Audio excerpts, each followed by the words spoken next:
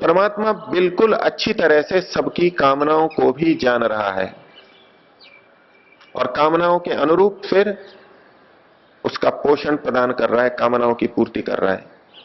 तो विदधाति के का एक अर्थ धारण करना, तो दूसरा अर्थ पोषण करना भी है। परमात्मा जीवों की कामनाओं का पोषण भी करता है, उन कामनाओं की पुष्टि करता है, उन कामनाओं को पूर्ण करता है। जितने भी जीव हैं उनकी कामनाओं को वो जानता है और उन सबको वो पूरा करता है, एक अकेला तत्व। इस प्रथम पंक्ति को हम दूसरे अर्थ में भी, दूसरी दृष्टि से, दूसरे अन्वय की तरह भी देख सकते हैं। यदि ये अर्थ करने में व्यक्ति को कुछ बाधा हो कि नित्यों में भी नित्य क्या हो सकता है, चेतनों में भी चेतन क्या हो सकता है, नित्य तो सदैव नित्य ही होते हैं, तो अन्वय इस पंक्ति का इस रूप में करेंगे, यह एकः नित्यः चेतनः, जो एक नित्य और चेतन तत्व। यह एकः नित्यः चेतनः, जो एक नित्य चेतन तत्व क्या करता है, बहुनाम नित्यानाम चेतनानाम कामान विदधाति, जो बहुत सारे नित्य और चेतनों की कामनाओं को धारण करता है। अब सीधा सीधा सा वाक्य हो गया, वो एक तत्व बहुत सारों की कामनाओं को पूर्ण करता है। वो एक कैसा है, नित्य और चेतन है।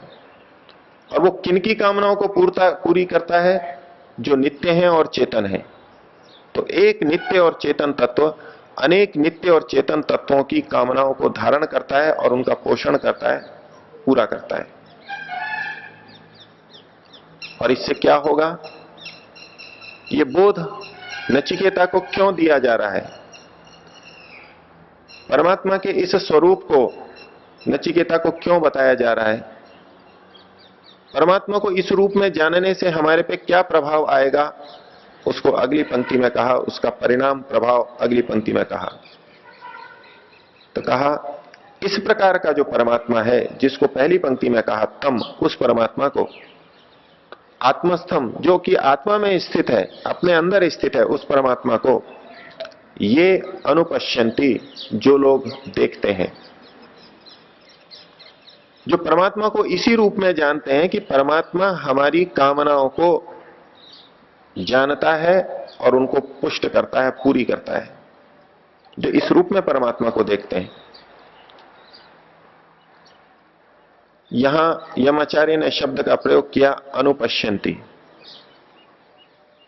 केवल पश्यन्ति शब्द का प्रयोग भी हो सकता था कि जो आत्मा में स्थित परमात्मा को पश्यन्ति, देखते हैं, लेकिन उन्होंने कहा अनुपश्यन्ति।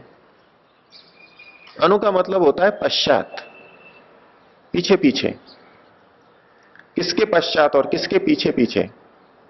जैसा परमात्मा है, जिस स्वरूप वाला है, बिल्कुल वैसा ही परमात्मा को जानना, यह है अनुपश्यन्ति।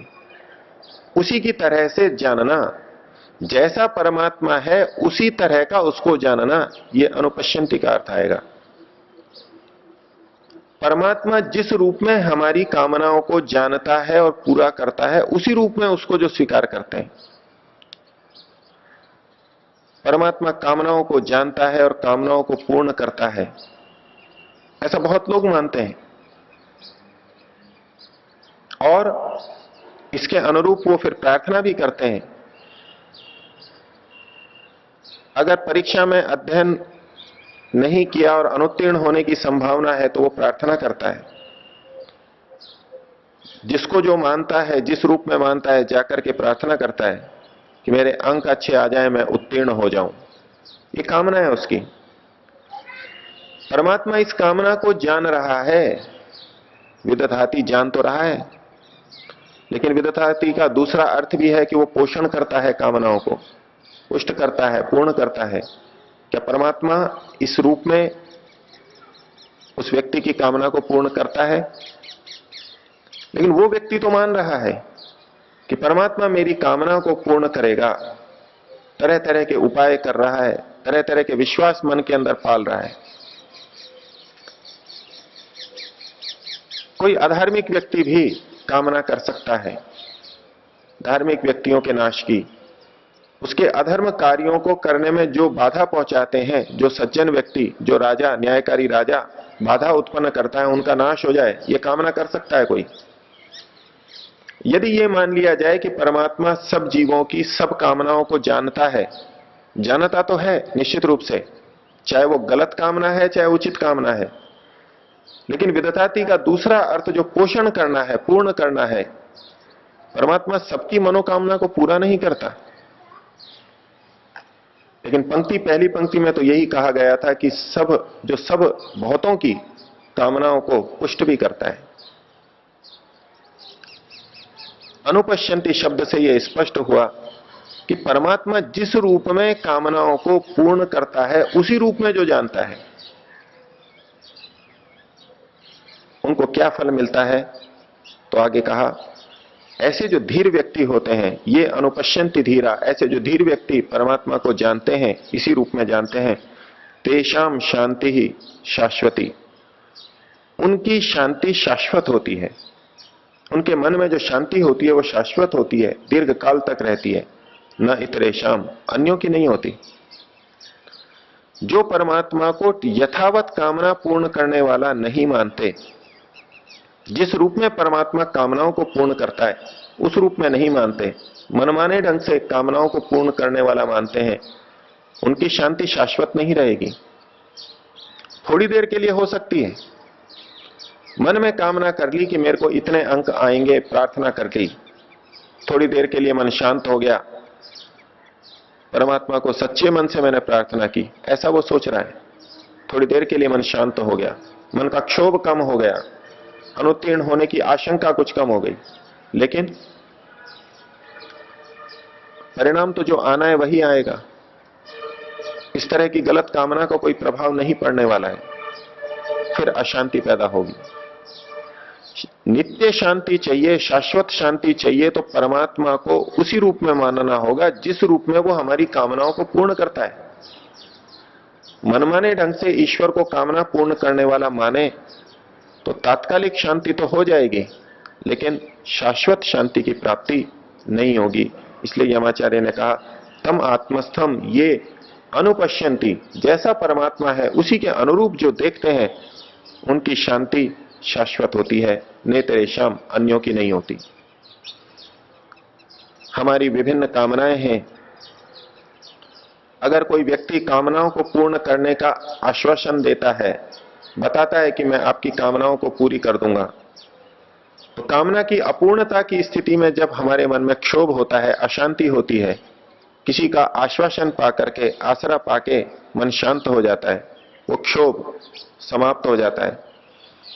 तो जिस व्यक्ति ने ये मन में पूरा निश्चय कर लिया कि परमात्मा मेरी हर उचित कामना को पूरा करेगा और पुरुषार्थ पूर्वक की गई मेरी हर प्रार्थना को पूर्ण करेगा, पुरुषार्थ पूर्वक की गई मेरी प्रार्थना व्यर्थ नहीं जाएगी, मेरा पुरुषार्थ कभी भी व्यर्थ नहीं जाएगा, ये विश्वास जिसके मन में हो जाएगा, उसके मन में अशांति का कारण क्या बचेगा। जो पूर्णतया शांत रह सकता है, जो भी परिणाम आएगा परमात्मा की न्याय व्यवस्था से अवश्य आएगा। उसने मेरी कामना को जाना है, और वो मेरी कामना को अवश्य पूर्ण करेगा। मेरे पुरुषार्थ के अनुरूप, मेरे कर्म के अनुरूप मेरी कामनाओं को अवश्य पूर्ण करेगा। ये भाव जिस व्यक्ति के मन में जितना अधिक बैठेगा, उसकी शांति उतनी ही अधिक गहरी होगी, उतनी ही अधिक देर तक स्थिर रहेगी, अधिक देर तक चलेगी। यमाचार्य ने शांति का एक उपाय बताया। परमात्मा को जान करके, उसके यथार्थ स्वरूप को जान करके हम जीवन में अशांति को हटा करके शांत हो सकते हैं। परमात्मा को इसी रूप में देखते हुए, शुद्ध रूप में देखते हुए ओम का उच्चारण।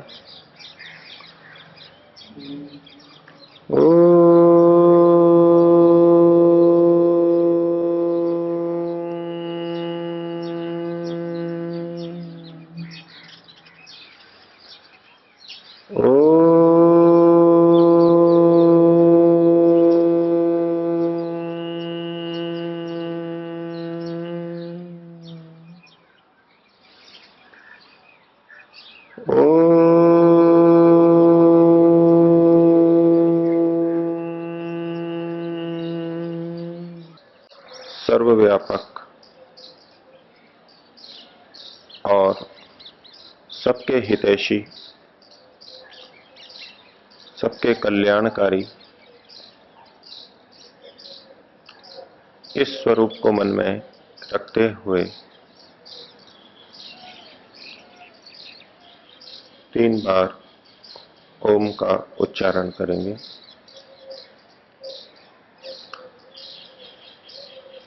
श्वास भरें।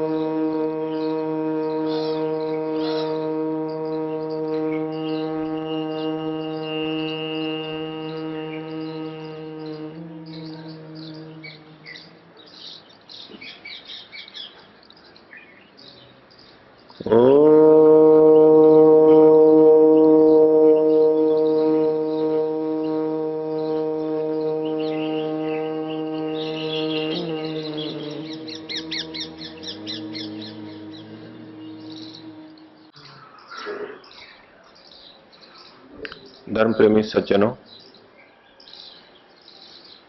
कठोपनिषद का हमारा प्रकरण चल रहा है। यमाचार्य नचिकेता को बार बार विभिन्न रूपों में परमात्मा के स्वरूप को बता रहे हैं और अनेक बार बताते हुए उन्होंने कहा कि एतत् वै तत्, यही वो तत्व है। यमाचार्य नचिकेता को कुछ इस तरह से बोलते हैं जैसे कि उनके लिए ये तत्व बिल्कुल प्रत्यक्ष है, बिल्कुल सरल है और सामने है।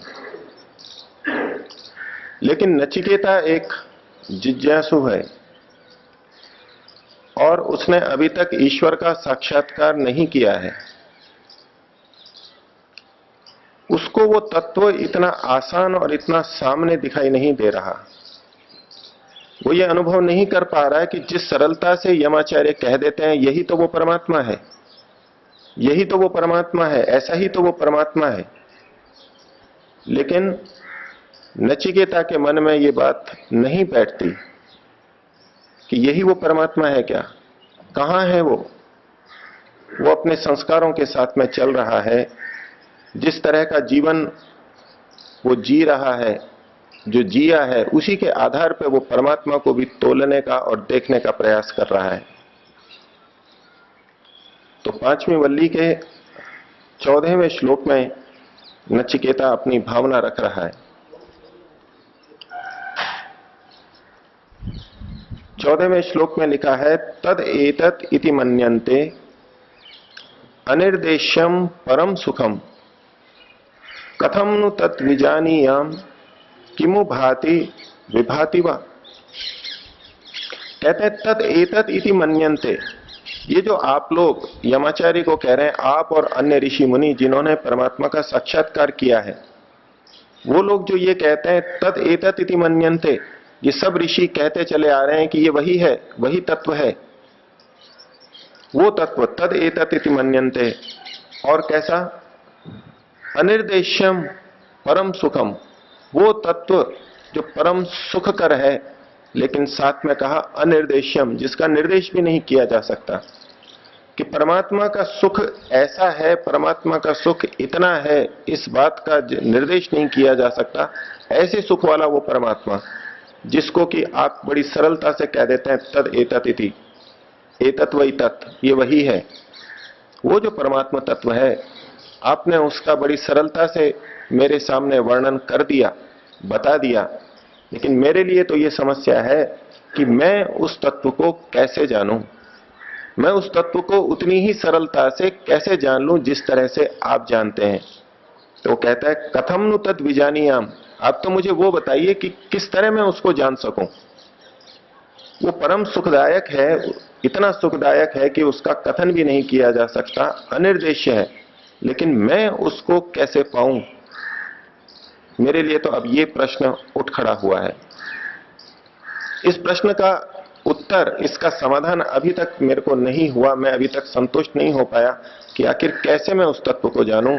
तो कहा कथम नु तत् विजानीयाम, मैं उस तत्व को कैसे जानूं।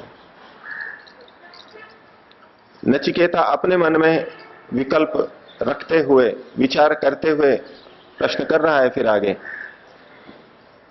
नचिकेता इस संसार में रहता है और इन्हीं चर्म चक्षुओं से वो बाहर की वस्तुओं को देखता है। वो एक बच्चा है, उसको यही बोध हुआ है जन्म से लेकर के अभी तक कि जो चीज होती है वो दिखाई देती है, जो चीज होती है वो दिखाई देती है, जो चीज नहीं होती वो दिखाई नहीं देती।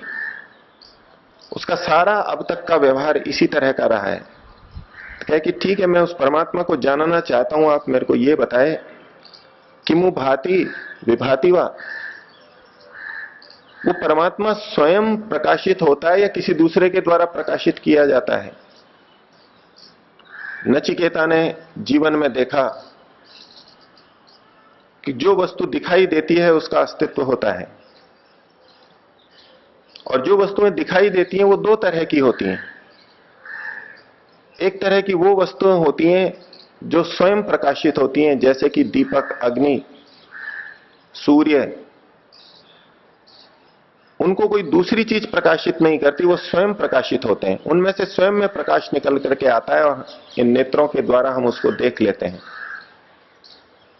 तो एक वर्ग तो वो है जो स्वयं प्रकाश को छोड़ता है और हम उसको देख पाते हैं, और दूसरा वो वर्ग है जो स्वयं तो प्रकाश नहीं छोड़ता, लेकिन दीपक और सूर्य आदि के प्रकाश की उपस्थिति में वो चीजें हमको दिखाई देती हैं। स्वयं का प्रकाश न होते हुए भी दूसरों के प्रकाश से, अग्नि के प्रकाश से वो प्रकाशित होती हैं। इन दो के अतिरिक्त नेत्रों से दिखाई देने वाली चीजें और किसी वर्ग में नहीं जाती। तो वो अपने अनुभव के आधार पर परमात्मा को भी तोल रहा है कि क्या परमात्मा ऐसी चीज है जिसको कोई दूसरा प्रकाशित करता हो, या परमात्मा ऐसी चीज है जो स्वयं प्रकाशित हो जाता हो। अगर परमात्मा को कोई दूसरा तत्व प्रकाशित करता है, जैसे कमरे में रखी हुई वस्तुओं को विद्युत प्रकाशित कर देती है, तो मैं उस विद्युत की खोज करूंगा,